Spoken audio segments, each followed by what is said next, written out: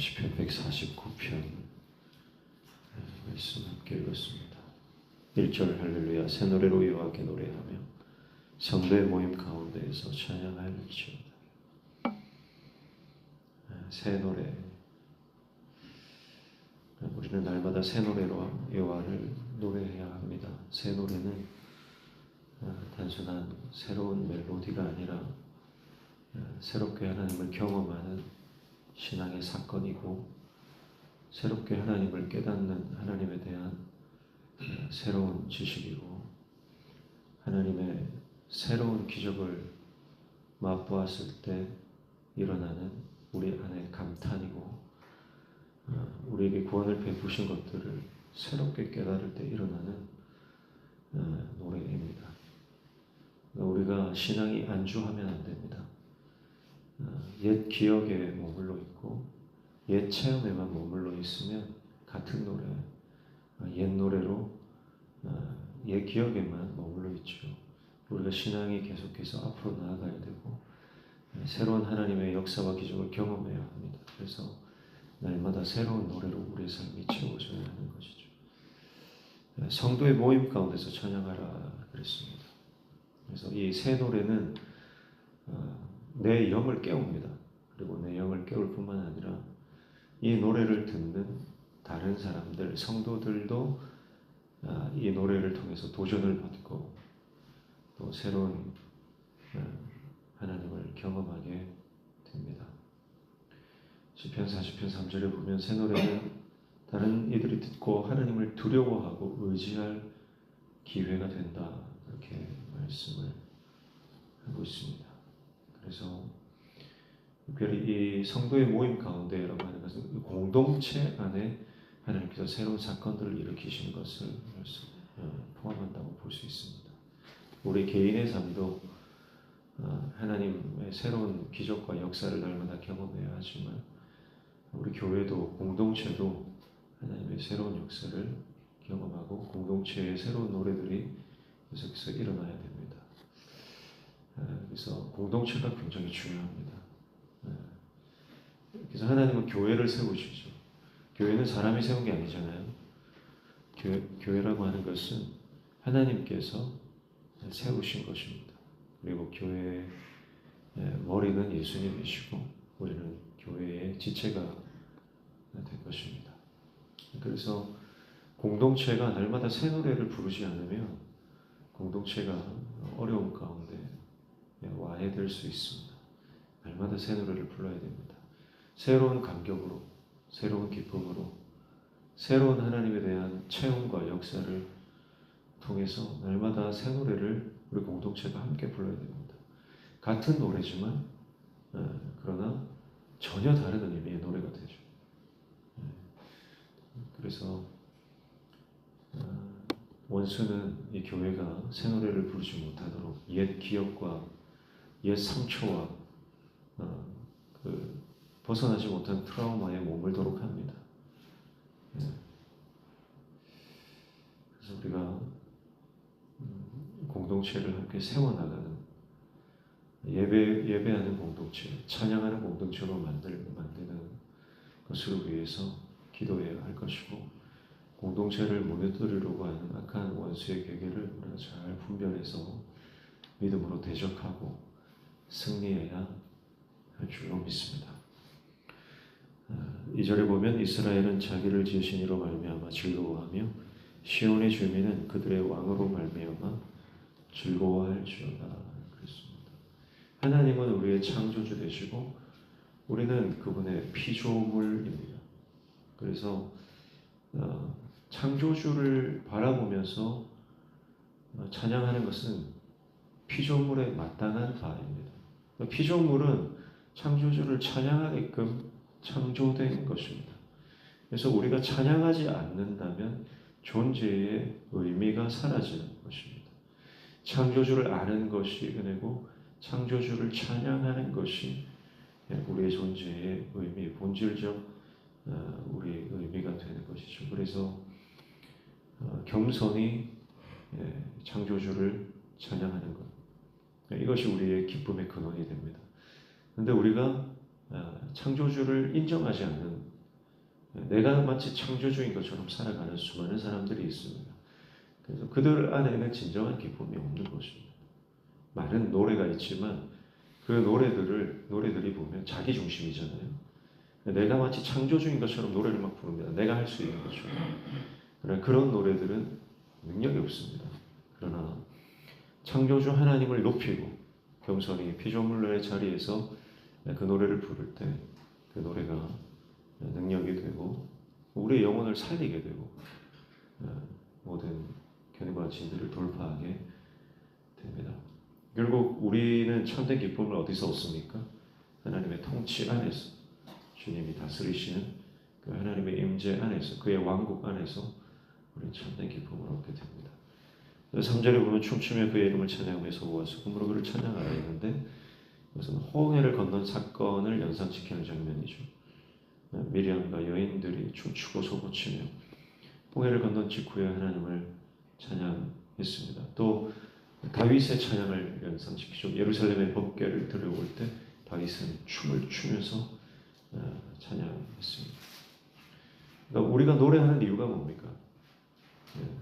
우리가 노래하는 이유는 하는 일이 잘 돼서 사람들이 나에게 잘해주니까, 내가 인기가 많으니까, 가진 게 많으니까, 소유가 불어나니까, 그래서 찬양하고 노래하는 것이 아니죠. 오늘 성경에는 하나님의 구원 사역, 하나님의 임재, 하나님의 역사, 그것이 노래의 이유가 된다는 거죠. 4절에 여호와께서는 자기 백성을 기뻐하시며 겸손한 자를 구원으로 아름답게 하신다 했습니다. 하나님은 자기 백성을 기뻐하시는 분입니다. 우리가 하나님을 기쁘게 찬양할 때 하나님도 우리를 기쁘게 해주십니다. 그래서 겸손한 자를 구원으로 아름답게 해주신다 했는데 아름답게 해주신다는 것은 영화롭게 한다는 거예요. 영광을 주는 것입니다. 그래서 우리가 하나님을 찬양할 때 영광 안으로 들어갑니다. 그 하나님의 영광 안으로 들어갔을 때는요, 세상 근심 걱정이 더 이상 우리를 넘어뜨릴 수 없습니다. 그래서 우리가 어떤 감정이 있잖아요. 우리가 부정적인 감정, 우리를 힘들게 하는 감정이 있을 때 그 감정을 돌파할 수 있는 하나의 방법이 뭐냐면 그 하나님의 임재 안으로 들어가는 것이고 하나님의 영광 안으로 들어가는 것입니다. 그래서 그것을 꿈꾸면 시작이 됩니다. 예를 들어서 깨어진 관계가 있습니다. 그런데 그 깨어진 관계를 생각하고 나를 힘들게 하는 사람의 말과 행동을 생각하면 우리는 계속 부정적인 감정에 머물게 되는데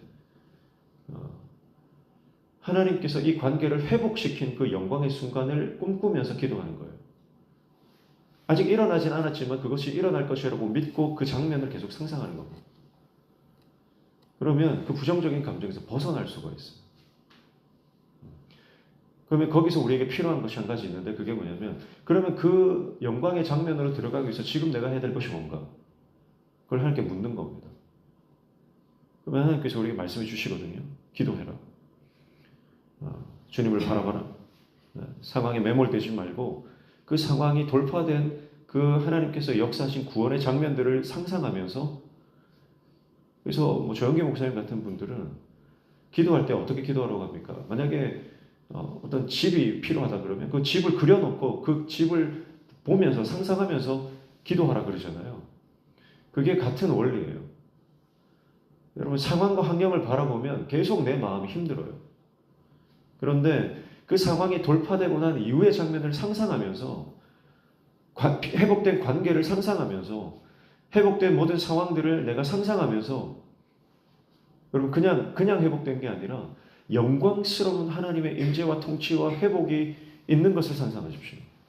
그래서 그 다음 단계를 상상하면서 우리가 하나님을 찬양할 때 우리는 모든 어둠의 영들의 공격을 이길 수가 있습니다. 그래서 만약에 내가 건강이 부족하다 그러면 건강이 연약한 몸을 가지고 있지만 그 몸이 회복된 장면을 상상하시거나 아니면 아픔에도 불구하고 그 아픈 몸을 이끌고 하나님의 영광을 위해서 일하는 장면을 상상하는 거예요. 그럼 기쁨이 막 들어와요. 내가 지금 재정이 부족하다. 그런데 하나님 앞에 내가 마음껏 헌신하고 사람들을 살리는데 재정을 쏟아붓는 것을 상상하십시오. 만약 내가 어떤 사람과 관계가 지금 깨어져 있는데 정말 하나님의 은혜로 관계가 회복되고 눈물 흘리며 서로 기도해 주는 그 장면들을 상상하십시오.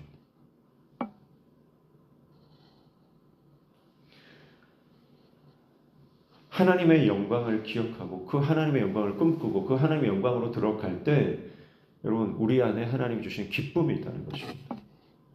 그래서 5절에 보면 성도들은 영광 중에 즐거워하며 그들의 침상에서 기쁨으로 노래할지어다 했습니다. 여러분 우리는 침상에서 보통 걱정합니다. 여러분 일과를 마치고 집에 들어가서 잠자리에 누워서 야 기쁘다 행복하다 하고 잠자리에 드는 사람 사실 별로 없습니다. 다 걱정거리, 근심거리, 고민거리들을 안고 잠을 못 자는 거예요. 그러나 오늘 성도는 어떻습니까? 성도는 영광 중에서 즐거워한다고 했습니다. 침상에서 기쁨으로 노래한다고 했습니다. 여러분 이게 성도의 진정한 모습이에요. 여기서 영광 중에 즐거워한다고 했는데 즐거워한다는 것은 알라죠. 승리를 거둔다는 것입니다. 여러분 하나님의 사람은 성도는 거룩한 하나님의 백성이잖아요. 거룩한 무리인데 주님 앞에 거룩한 하나님의 백성은 마지막 우리의 일과를 마치고 하나님 앞에서 승리를 노래합니다. 하루의 일상 가운데서 승리를 경험하는 거예요. 그러면 승리는 뭡니까? 승리가 뭡니까? 내가 누군가를 누르고 누군가 코를 납작하게 해주고 그게 승리가 아니죠. 승리는 뭡니까? 내 삶에 하나님의 뜻대로 순종한 것입니다. 포기한 거예요. 희생한 거예요. 져준 거예요. 용서해 준 거예요. 더 사랑해 준 거예요. 내가 더 낮아진 거예요. 내가 발을 닦아준 거예요. 그 사람의 발을 닦아주고 하나님께서 말씀하시는 순종을 내가 깨닫고 그 순종의 말씀 그대로 실천하고 하나님 뜻대로 살아간 거예요. 하고 싶은 말이 많지만 그 말을 내가 입술의 파수꾼을 지킨 거예요. 그리고 나서 일과를 마무리할 때 주님 앞에 섰을 때 우리는 승리를 노래하게 되는 것입니다. 내 뜻대로 안 살고 주님 뜻대로 살았고 성령께서 우리 마음에 기쁨을 주십니다. 침상은 가장 개인적인 사적 공간이죠. 거기서는 내 본연의 모습이 그대로 나옵니다. 아무도 보는 사람이 없어요. 하나님과 나와 독대하는 공간입니다. 여러분 거기서 승리를 선포하고 하나님 앞에 기쁨과 즐거움으로 주님을 노래하는 하나님의 백성 되기를 축복합니다. 사람들 앞에서는 신앙 좋은 척 할 수 있고 사람들 앞에서는 믿음 좋은 척 할 수 있고 사람들 앞에서는 괜찮은 척 할 수 있습니다. 그러나 주님 앞에서는 속일 수 없습니다. 그래서 본질적으로 기쁨의 종이 되시기를 축복하고 본질적으로 순종의 종이 되시기를 축복하고 날마다 우리의 삶에 오늘의 순종을 내가 순종함으로 주님 주시는 새 노래가 계속해서 우리 안에 있기를 축복합니다.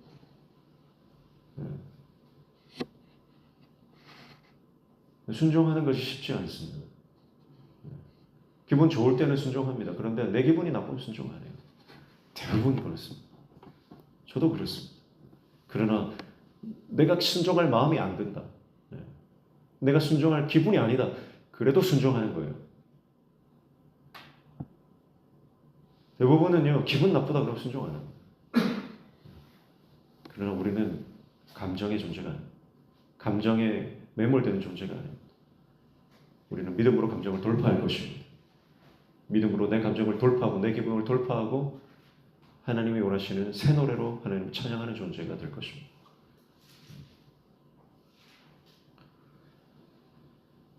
구절에도 보십시오. 기록한 판결대로 그들에게 시행할지로다. 이런 영광은 그의 모든 성도에게 있도다. 할렐루야. 7절부터 9절은 6절에는 입에는 찬양이 있고 손에는 양날 검이 있다 그랬습니다. 그러니까 찬양은 승리의 도구입니다. 어떤 승리를 주냐면 7절부터 9절까지 이 원수를 멸하는 권능, 영적 전쟁에서 승리하는 것이 바로 찬양이라고 말하고 있거든요. 결국은 이 찬양을 통해서 성도는 영광, 이런 영광은 그의 모든 성도에게 있도다 이렇게 말합니다. 사랑하는 성도 여러분, 찬양으로 승리하시길 축복합니다. 찬양으로 승리하십시오. 이 찬양은 단순한 노래가 아닙니다. 그래서 내가 오늘 새롭게 순종하는 순종의 경험이고 그 순종에 하나님께서 우리를 붙들어 주시는 그 체험이고 그 안에서 우리가 환경과 모든 견고한 진들을 돌파하고 하나님의 영광 안으로 들어가는 그 고백입니다. 그 고백이, 그 찬양이 오늘 저와 여러분의 삶과 오늘 하루 종일 함께하기를 주님의 이름으로 축복합니다. 기도합니다. 하나님 아버지, 찬양할 수 없는 상황에도 찬양하는, 순종할 수 없는 내 감정에서도 주님 앞에 순종하여 주님의 영광 안으로 들어가는 하나님의 종 되게 도와주옵소서. 예수님의 이름으로 기도하옵나이다.